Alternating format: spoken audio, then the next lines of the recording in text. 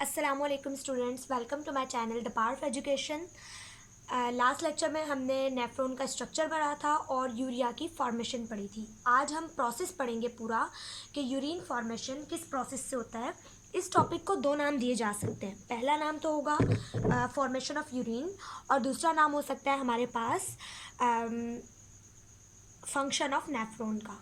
तो चलिए स्टार्ट करते हैं हम अपना लेक्चर। सबसे पहले यूरिन फॉर्मेशन का जो पहला स्टेप है वो है filtration. The process of filtration taken out of material from blood. तो फिल्ट्रेशन का क्या मतलब है कि मटेरियल्स को ब्लड में से अलग करना।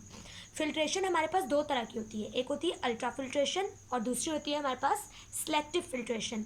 अल्ट्रा फिल्ट्रेशन का मतलब होता है बिल्कुल बग़ैर चुने खुद ब खुद एक अल्टरनेट तरीके से फिल्ट्रेशन करना, जिसमें कोई खसूसियत ना हो कि इनमें क्या क्या चीज़ें होंगी और कितनी कितनी एब्जॉर्ब होंगी। इसमें कुछ भी नहीं होता, बस फिल्ट्रेशन हो रही होती है। सिलेक्टिव फिल्ट्रेशन के अंदर हमारे पास कुछ सिलेक्ट हुई हुई चीज़ें होती है जिनको क्या किया जाता है, फ़िल्टर आउट किया जाता है। चलिए अल्ट्रा फिल्ट्रेशन।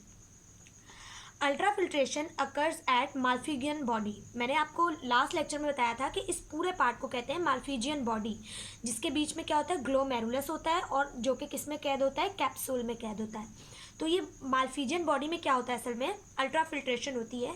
होता क्या है कि हमारे पास जो बोमेंस कैप्सूल है, इस बोमेंस कैप्सूल के बीच में होती है ग्लोमेरुलस, जो कि एक आर्टरी का क्या होता है, गुच्छा होता है ये ग्लोमेरुलस। इस ग्लोमेरुलस में जो एक आर्टीरियोल है जिसे हम कहते हैं एफरेंट आर्टीरियोल, ये हमारे पास क्या करता है, ब्लड को लेकर आता है और इस आर्टरी से बाहर लेकर जाता है ईफ्रेंट आर्टीरियोल।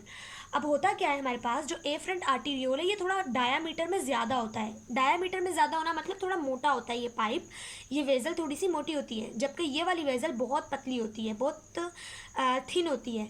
तो क्या होता है कि जब जहाँ से जो खून जा रहा है वो बड़ी वेजल से जा रहा है पर निकलने वाली साइड छोटी है, तो यहाँ एक प्रेशर बन जाता है। अब मेरी बात समझिएगा कि जब पाइप बहुत मोटा है उसके बाद वो एकदम पतला हो जा रहा है तो पानी का प्रेशर बढ़ जाता है। पानी बहुत प्रेशर लगाकर तेज़ी से बाहर आने की कोशिश करता है। अब जब खून यहाँ से ज़्यादा जा रहा है और निकल कम रहा है तो यहाँ पर एक प्रेशर बिल्डअप होगा। वो प्रेशर क्या करेगा, इस जगह पर मौजूद जो छोटे मॉलिक्यूल हैं, यहाँ जब प्रेशर बढ़ेगा तो छोटे मॉलिक्यूल यहाँ चले जाएंगे, डिफ्यूज़ आउट हो जाएंगे, क्योंकि हमारे पास जो कैपिलरीज होती हैं उनमें छोटे छोटे सुराख होते हैं। तो वहाँ से फ्लूइड निकल कर कहाँ चला जाएगा, इस कैप्सूल के ज़रिए प्रोक्सिमल कन्वोल्यूटेड टिब्यूल की तरफ।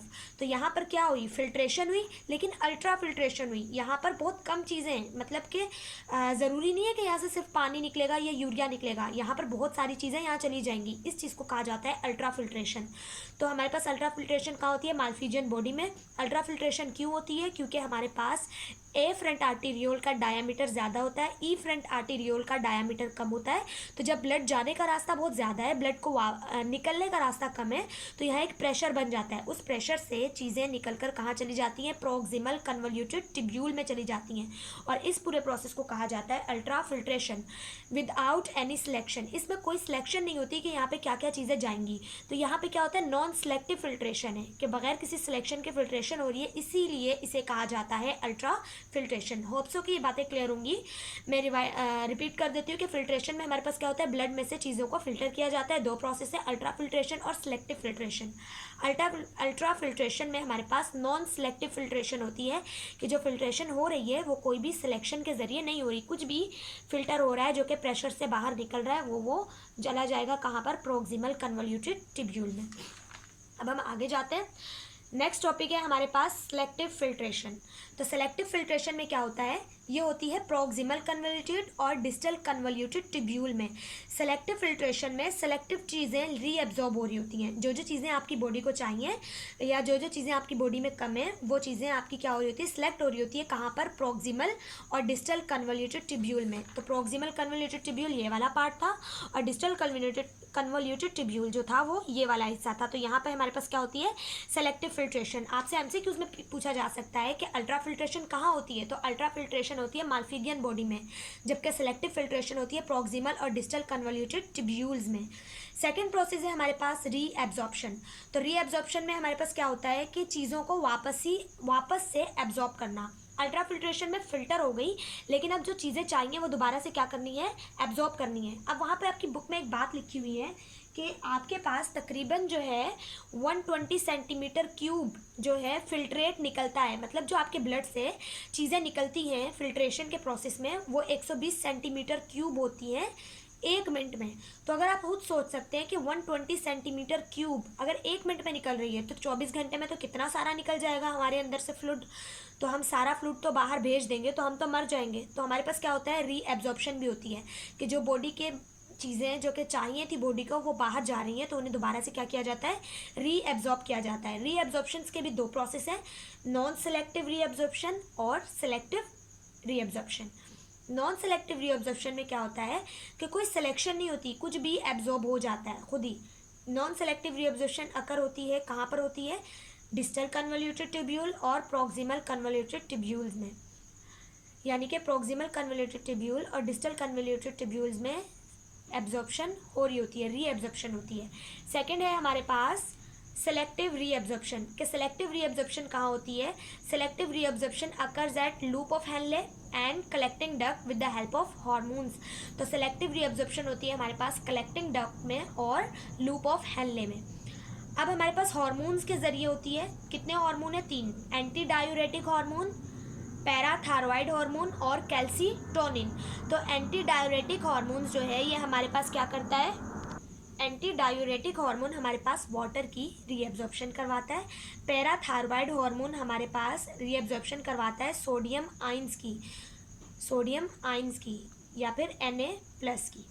तो हमारे पास कैल्सीटोनिन एब्जॉर्प्शन करवाता है कैल्शियम की, कहाँ पर एब्जॉर्प्शन करवाएगा, कलेक्टिंग डक्ट में या फिर लूप ऑफ हेनले में।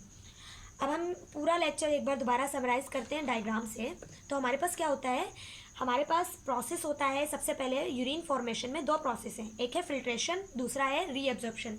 फिल्ट्रेशन हमारे पास सबसे पहले होती है 2 तरह की, अल्ट्रा फिल्ट्रेशन और सेलेक्टिव फिल्ट्रेशन। अल्ट्रा फिल्ट्रेशन हमारे पास होती है माल्फिगियन बॉडी में, जिसमें हमारे पास एफ्रंट आर्टीरियोल का डायमीटर ज़्यादा होता है और फ्रंट आर्टीरियोल का डायमीटर कम होता है, जिसकी वजह से प्रेशर जनरेट होता है और चीज़ें फोर्स के ज़रिए कहाँ चली जाती हैं, प्रॉक्सिमल कन्वोल्यूटेड ट्यूब्यूल्स के अंदर। उसके बाद हमारे पास जो सेलेक्टिव फिल्ट्रेशन है वो होती है प्रॉक्सिमल कन्वोल्यूटेड ट्यूब्यूल और डिस्टल कन्वोल्यूटेड ट्यूब्यूल्स में। क्या कुछ फिल्ट्रेट होता है, क्या कुछ एब्जॉर्ब होता है, ये हम आगे दोबारा पढ़ेंगे। उसके बाद हमने सेकंड प्रोसेस पढ़ रहे थे रीएब्जॉर्प्शन। तो रीएब्जॉर्प्शन में हमने ये पढ़ा कि 120 सेंटीमीटर क्यूब हमारे पास क्या होता है, 1 मिनट में ब्लड से क्या फिल्ट्रेट निकल रहा होता है। तो हमें अगर हम इसे रीएब्जॉर्ब नहीं करेंगे तो हमारी बॉडी का सारा फ्लूइड तो बाहर चला जाएगा, ड्रेन आउट हो जाएगा, तो उसे रीएब्जॉर्ब करना पड़ता है। तो रीएब्जॉर्प्शन हमारे पास 2 तरह की होती है, एक होती है नॉन सेलेक्टिव और एक होती है सिलेक्टिव। तो नॉन सेलेक्टिव हमारे पास कहाँ होती है, प्रॉक्सिमल कन्वोल्यूटेड ट्यूब्यूल में और डिस्टल कन्वोल्यूटेड ट्यूब्यूल में, जबकि सेलेक्टिव रीएब्जॉर्प्शन होती है लूप ऑफ हेनले और कलेक्टिंग डक्ट में। किसकी मदद से, हार्मोन्स की मदद से। अब हम पढ़ते हैं कि हमारे पास क्या क्या चीज़ें जो हैं वो एब्जॉर्ब होती हैं प्रॉक्सिमल कन्वोल्यूटेड ट्यूब्यूल में या लूप ऑफ हेनले में या मुख्तलिफ पार्ट्स में। तो सबसे पहले है प्रॉक्सिमल कन्वोल्यूटेड ट्यूब्यूल। तो यहाँ पे हमारे पास क्या कुछ एब्जॉर्ब होता है, मोस्ट ऑफ मिनरल्स, कई सारे मिनरल्स जैसे कि आयरन, कैल्शियम, फॉस्फोरस, तो ये तमाम चीज़ें कहाँ एब्जॉर्ब होती हैं, प्रॉक्सिमल कन्वोल्यूटेड ट्यूब्यूल्स में। सॉल्ट एब्जॉर्ब होते हैं, ग्लूकोज एब्जॉर्ब होता है, अमाइनो एसिड्स जो होते हैं क्या हो जाते हैं, एब्जॉर्ब हो जाते हैं। किस प्रोसेस से, डिफ्यूजन से या ऑस्मोसिस से। तो मैं आपको इनकी डेफिनेशन लिखवा देती हूँ, ठीक है। तो हमारे पास ऑस्मोसिस क्या होता है, movement of molecules from higher concentration to lower concentration through semipermeable membrane. अब होता क्या है, ये कोई मेम्ब्रेन है।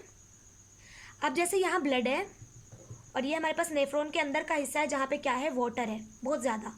अब आपको पता चलेगा कि एग्जाम्पल लेते हैं, पता चला ब्लड में वाटर की कमी हो गई है, तो पानी यहाँ ज़्यादा है यहाँ कम है, तो वाटर यहाँ से यहाँ आ जाएगा, लेकिन यहाँ पे एक मेम्ब्रेन है, इस मेम्ब्रेन के ज़रिए आएगा। तो इस प्रोसेस को कहते हैं ऑस्मोसिस।